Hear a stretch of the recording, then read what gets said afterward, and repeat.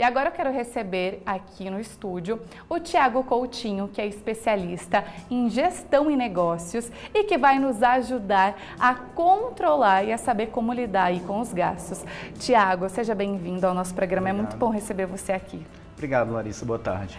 Para a gente começar esse assunto, já estamos entrando praticamente, né, em dezembro. Sim. É uma época que as pessoas querem gastar um pouco mais, né? Recebe 13º, tem os presentes, as compras de Natal, mas em janeiro vem as contas. Como é que a gente faz, Thiago, para não extrapolar? O ideal, Larissa, é manter um controle mais apurado dos gastos mensalmente.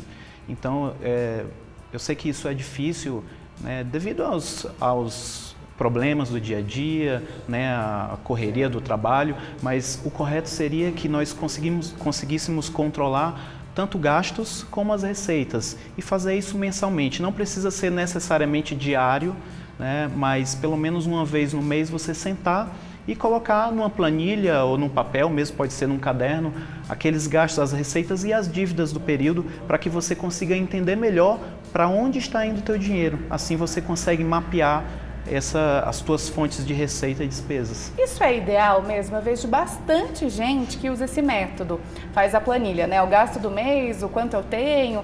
Isso é viável mesmo? Sem dúvida. É uma maneira de economizar? Sem dúvida. Quando você coloca esses gastos e receitas no papel, você passa a entender melhor a dinâmica, o fluxo do teu dinheiro, né?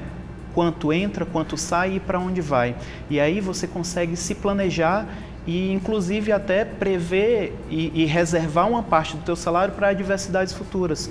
Então, o correto seria todos os meses você reservar uma parte do salário, um percentual.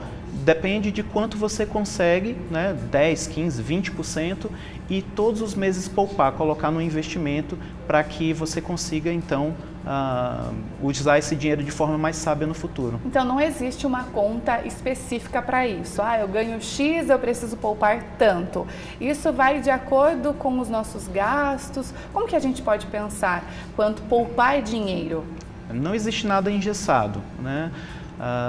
Vai muito dos objetivos que a pessoa tem. Então, o correto seria a pessoa estabelecer objetivos de curto, médio e longo prazo. Então, por exemplo, curto prazo seria a aquisição de um eletrodoméstico, troca de uma televisão, né, de um celular, enfim. Médio prazo, talvez uma viagem. E longo prazo, a aquisição de um imóvel, ou de repente a independência financeira, enfim, alguma coisa que vá ter um valor mais elevado. Quando eu estabeleço esses objetivos, fica muito mais fácil de eu conseguir entender quanto eu preciso poupar para atingir esses meus objetivos. E aí esse planejamento financeiro vai fazer todo sentido. E tem que poupar mensalmente, isso é o ideal? Sim, esse é o ideal. Sabemos que algumas vezes pode ser que isso fuja ao controle, esse controle da poupança pode fugir algum mês ou outro. Porém, é interessante também que a pessoa tenha um fundo de reserva para emergências. Então, o mínimo desejado seria por volta de 3 meses dos gastos que você tem mensalmente. Então, por exemplo, se você gasta R$2.000 por mês, ou a família, né, ou individual, o indivíduo, você deveria ter aí pelo menos uns R$6.000 na conta, e esse dinheiro, como o próprio nome já diz, fundo de emergência, ele não deve ser mexido a não ser que a pessoa tenha realmente algo muito urgente, um acidente, uma cirurgia, algo que fugiu ao programado dentro do período do mês. Tem que deixar lá esquecido mesmo, deixar esquecido, na conta, sim. Embaixo do colchão, em qualquer lugar, deixa essa quantia esquecida. Exatamente. 3 meses é o mínimo, 6 meses seria o ideal. E aí, suponhamos que a pessoa fique desempregada, então ela tem pelo menos 6 meses de um colchão ali que ela pode utilizar até que ela se recoloque no mercado novamente. Já garantido, né? Exatamente. E é importante a gente ressaltar que é importante, né, guardar o dinheiro, ter esses fundos até para conseguir manter, né, quem tem uma família ou mesmo quem é solteiro, né? Sem sombra de dúvidas. E esse dinheiro, Larissa, ele não deve ser confundido com com o dinheiro, com a poupança para os outros objetivos que eu mencionei agora há pouco. É uma poupança separada, só de emergência, e a gente faz uma outra poupança para um desejo, ou para uma viagem, Exatamente. ou para adquirir um bem, seria isso? Exatamente. Você pode ter quantas você quiser. E aí você pode até, hoje, com a tecnologia, você pode até nomear, né, essa poupança aqui. Quando eu falo poupança, eu estou falando de uma maneira genérica. Pode ser um dinheiro que você coloca em fundos, em tesouro direto, em modalidades de investimentos diferentes, né? Eu estou falando do ato de poupar. Então você pode ter diferentes modalidades e você pode nomear elas e falar, olha, essa aqui é para a viagem que eu vou fazer no fim do ano, essa aqui é para pagar as dívidas do início e fim de ano, essa aqui é para o meu fundo de emergência e assim por diante. E até mesmo quem ganha pouco. Às vezes tem alguém em casa que fala, ah, mas eu ganho muito pouco, por isso eu não consigo poupar, eu não consigo guardar dinheiro. Isso é uma justificativa? Não é, de forma alguma. Existe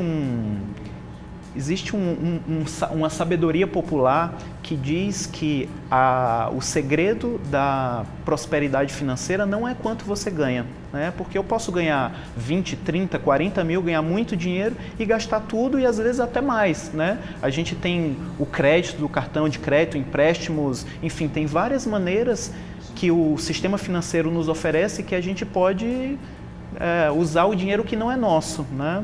Então, assim, se eu ganho pouco, eu ganho um salário, R$1.000, R$2.000, mas todos os meses eu consigo poupar, por menor que seja a quantidade, R$100, R$200, a cada novo mês eu vou estar um pouquinho melhor, eu vou estar mais próspero financeiramente, né? Então o segredo é quanto você gasta e não quanto você ganha. Tá vendo, gente? O segredo é quanto você gasta e não quanto você ganha, hein? Já anota aí porque isso é muito importante. E não existe uma porcentagem, né? Ah, eu ganho, então metade do meu salário eu tenho que guardar. Não existe isso. Você guarda então quanto você pode. Exatamente. O ideal é que você estabeleça a sua meta. Olha, eu gostaria de reservar 20% do meu salário ou 15% do salário, né? E aí, uma dica muito valiosa é você... Todo mundo tem contas para pagar no final do mês, né? No início do mês, enfim. Então, é muito interessante você pagar a si próprio primeiro. E você estabelece um percentual, 15%, 20%. Quem conseguir poupar mais, ótimo. Quanto mais, melhor, né? Então, você estabeleceu aquele percentual e você tem que ser fiel a ele, tem que ter disciplina. Então, vamos supor que você estabeleceu 20% do seu salário. Todos os meses, quando o seu salário entrar na conta, você já pega aquela parcela referente a esse percentual e já transfere ele para o seu investimento.